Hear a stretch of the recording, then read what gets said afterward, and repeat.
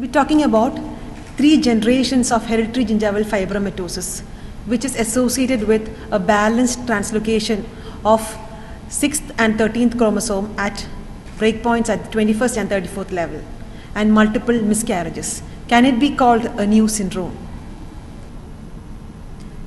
Hereditary gingival fibromatosis is an idiopathic, progressive, fibrotic enlargement of the gingiva.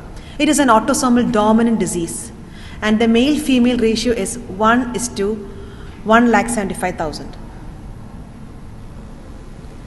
So, coming to its pathology, you can say that it's a slowly progressive, benign enlargement of the keratinized gingival tissues.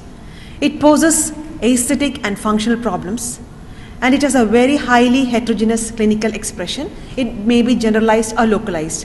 And the most important factor is that genetic factors appear to play a significant role in the pathogenesis of hereditary gingival fibromatosis. So, a syndrome in medicine and psychology is a collection of signs and symptoms that are observed in and are characteristic of a single condition. In medical genetics, a syndrome refers specifically to medical condition where the underlying genetic cause has been identified and the collection of symptoms is pathogenetically related. As we all know, our bodies are made up of billions of cells, and in each cell there's a set of structures called chromosomes that carry all of the instructions or genes for the cell function. We generally have 23 pairs of chromosomes, and we inherit one in each pair from each parent. Sometimes a section from one chromosome of a particular pair changes places with a section from a chromosome of another pair, and this is known as balanced translocation. So this is balanced translocation. This is just an example between chromosome 4 and chromosome 20.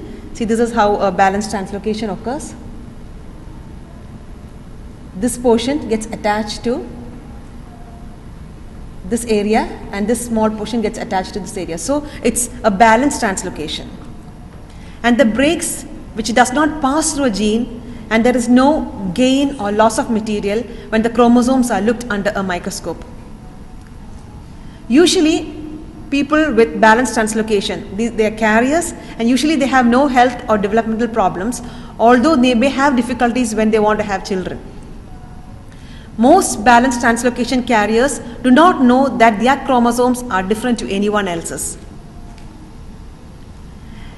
And some people discover from a blood test that they have a child with, or when they have a child with special needs, they have a blood test and then they come to realize that they have a chromosomal abnormality.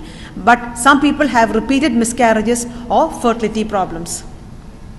So this is one point in my in a case report that I am going to present here. That is here, a young girl, 11-year-old female, who reported to our Department of Periodontics, and she had a complaint of increase in the size of her upper and lower jaw since 2 years of age.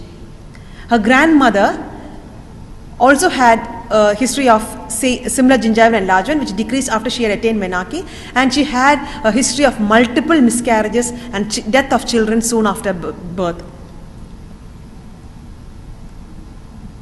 This is about the grandmother, and her mother was also affected by a similar condition, and she had also undergone gingivectomy. She too had multiple miscarriages, and only this girl was alive. She had undergone the gingivectomy, but then normally, and there was no relevant no other medical problems, no abnormalities, no genetic problem, no other syndromes, nothing related to this. This girl had gingivectomy at the age of 4 and 6, and the in the beginning, the enlargement had always just as similar that we see usually in gingival and gingival fibromatosis, which recurs immediately within 6 months of our gingivectomy. Usually, the gingival enlargement recurs. This happened at the age of 4 and 6, but then after she had come to our department at the age of 11, and she was close to attaining her menarche, after that the gingival enlargement did not recur. So this was a picture when she had initially come to our department. This gingival enlargement. So this was a gingival enlargement with a moderate to severe gingival overgrowth of firm, dense and fibrotic consistency, and it covered 3/4 of the anterior teeth and almost full crowns of the erupting premolars.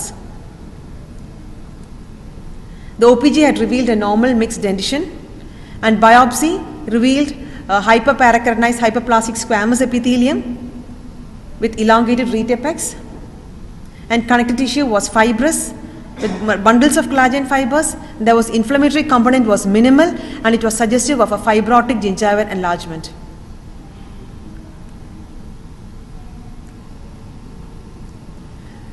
So since the patient had a history of had gingival fibromatosis, and she had also given a history of family history of her grandmother and her mother having the same problem, we wanted to evaluate the possibility of chromosomal changes, and cytogenetic studies were performed. The metaphase chromosomes were prepared and GTG banded, and standard international system for cytogenetic nomenclature were followed. On 72H52 hemagglutinin stimulated peripheral blood cultures from the patient and the mother, we had come to this. There was a balanced translocation of chromosome 6 and 13 at breakpoints at Q21 and Q34.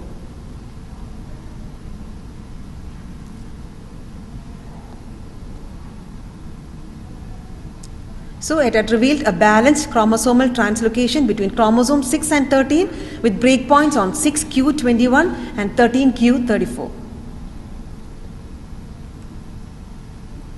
So the diagnosis was of hereditary gingival fibromatosis was based on family history, the clinical presentation, pattern of recurrence, investigation findings, and characteristic microscopic findings. So what we had done was, we had done, as usual, we had done an initial scaling and root planing, and then we had done gingivectomy. But the most prominent feature here is that it did not, that the recurrence was very minimal as compared to when the patient was younger, or the normal hereditary gingival fibromatosis that we normally see. The enlargement recurs after 6 months. Immediately within 6 months, the gingival enlargement reaches back to their normal state. But here the recurrence was very minimal, and the patient started with orthodontic therapy. But then, while doing orthodontic therapy, there was mild enlargement of the gingiva, which was very far away from the initial presentation.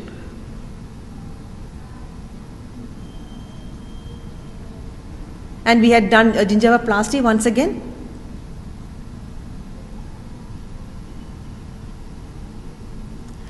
Here it can be seen that orthodontic forces must have resulted in a proliferation of gingival fibromatosis, gingival fibroblasts resulting in the enlargement. Usually, hereditary gingival fibromatosis can occur as an isolated disorder or as part of a syndrome.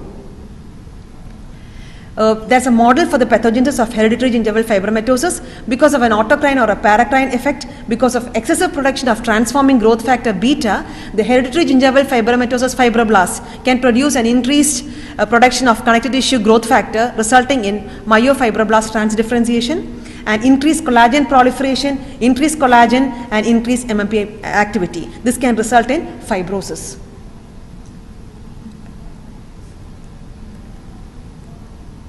There can also be C-Myc proto-oncogene expression and autocrine stimulation of transforming growth factor beta. It has been found that the transforming growth factor beta can enhance the fibroblast proliferation not only by increasing the G1S transition and the DNA synthesis, but also by shortening the G1 phase of the cell cycle.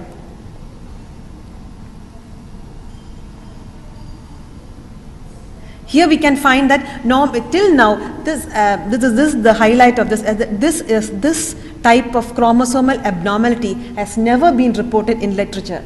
This is the first of its kind, and we've searched the literature throughout, and never was this type of chromosomal balance translocation seen in a case of hereditary gingival fibromatosis. And SOS1 gene abnormality on chromosome 2 has been identified, and hereditary gingival fibromatosis has also been associated with various syndromes, but never a balanced translocation of chromosome 6 and chromosome 13. Other chromosomes have been identified.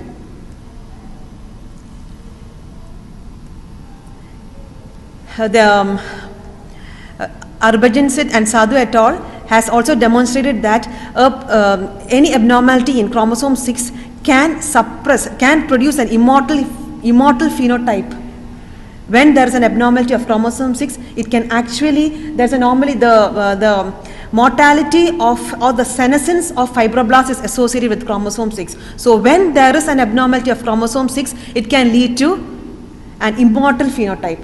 Maybe this has a relationship with that what we say, the hereditary gingival fibromatosis seen here.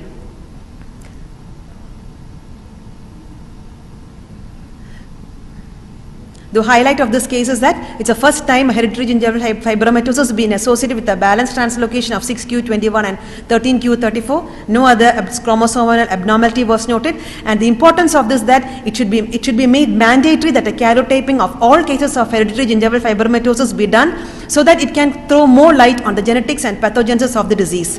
And we have found this because we had done a detailed case history and family history which had led us to do the karyotyping. So that is what I want to highlight. So in order to bring out more cases like this, in order to bring out more research, in order to know more about the pathogenesis of hereditary gingival fibromatosis, it is mandatory that karyotyping of all cases be done and reported, so that it will throw more light on the pathogenesis of hereditary gingival fibromatosis. So now can it be a syndrome? That is a balanced translocation, multiple miscarriages and hereditary gingival enlargement. Is it a new syndrome? This can be brought to light only when more cases are reported, and it should be reported, and more meetings and more more reports have to be there in order to bring out bring forth into light such more on the pathogenesis of hereditary gingival fibromatosis. Thank you. Thanks a lot. That was great, Dr. Angel Fenol. Now that you mentioned yourself about research, I was wondering, you have isolated your 13q, whatever, 6q, Now, is it not possible to do a PCR, duplicate these genetics and then do an animal study after getting an ethical clearance? Is that not possible? Yeah, it's possible. And then you can name it Dr. Angel syndrome. Why not? Yeah. That is a lovely way to go forward. Can you not do that? Yeah, I have to. Yeah, please do. Think about it. Thank you. Any questions from the forum? Great. Please do collect your certificate.